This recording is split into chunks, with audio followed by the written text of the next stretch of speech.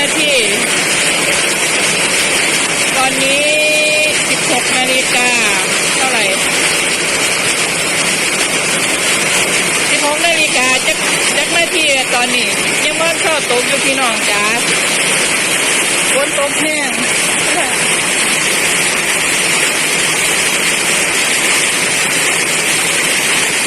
บนต้นไม้คอย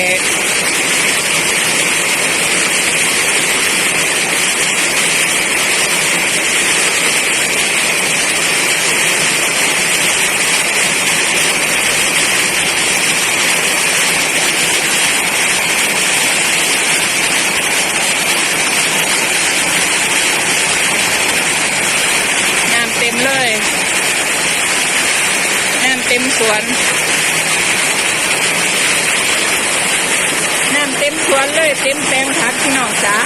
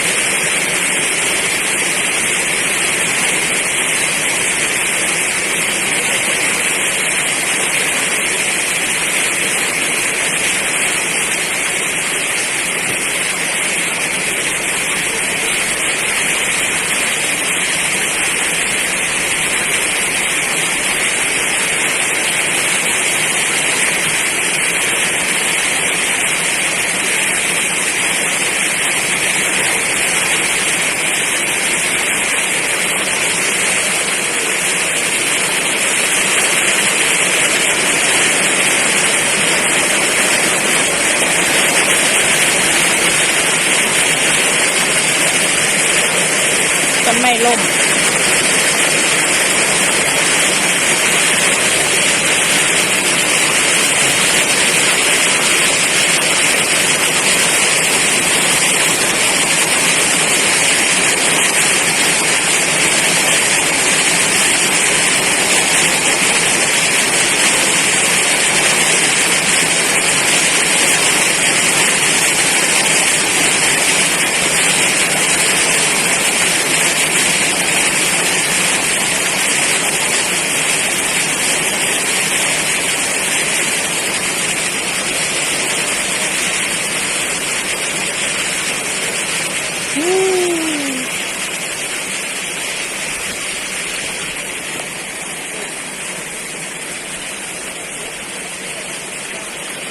น้ำเต็มเลยหน้าบ้าน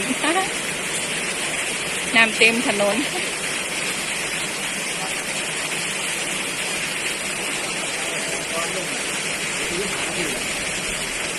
อะไรบ่25 นาทีนั่นตั้งแต่ตอนเพิ่นเริ่มตกเลยบ่นับตั้งแต่ตอนเริ่มตกมาจนกระทั่งเดี๋ยวนี้25 นาทีตกหนัก25 นาทีจะมาอีกไหมมาอีกบ่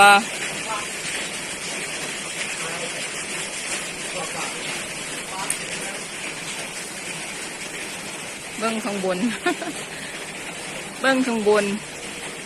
ก้อนเมฆไหล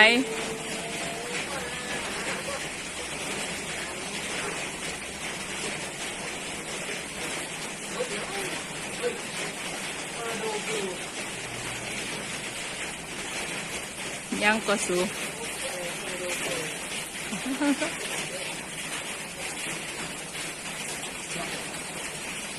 เนี่ยจริงไหมอีกแม่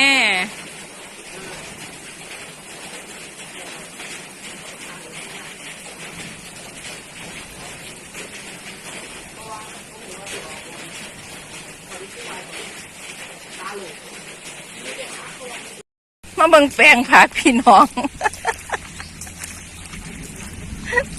น้ำท่วม น้ำท่วมแป้งผักข่อยพี่น้องจ้าเบิ่ง ต้นนั้นแปะแล้วนะเนี่ยเห็นเขาผักแต่ลุดต้นผักข่อยแก่น้ำท่วม น้ำท่วมแป้งผักข่อยพี่น้องอี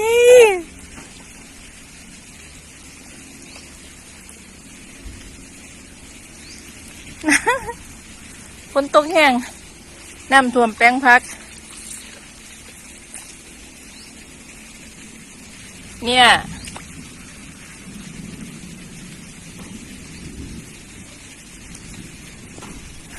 น้ำ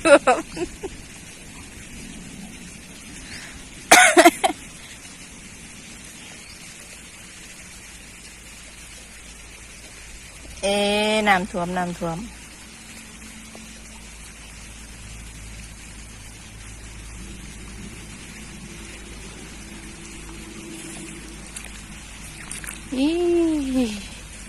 น้ำท่วมแป้งผักคอยพี่น้องจ้า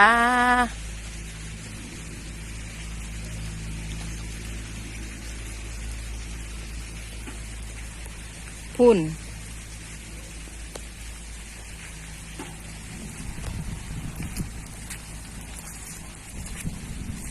ตัวนี้ก็ขึ้นหล่องหมึกแตง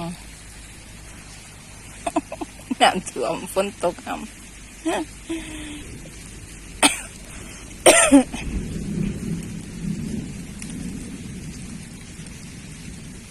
ฝนตกห้ำน้ำท่วมแป้งผัก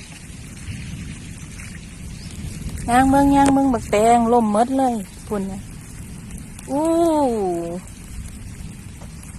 พักนอนไปน้ำขี้ดินเลยพี่น้อง พักข่อยเป็นจังไหนเอานี่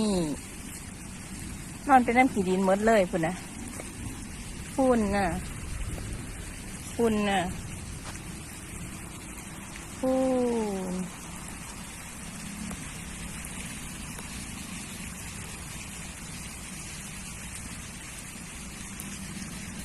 ไปน้ำนอนไปน้ำขี้ดินหมดเลย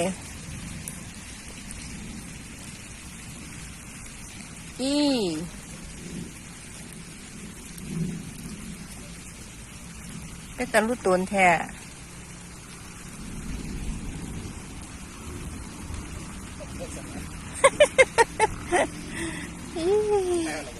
ใช่แล้ว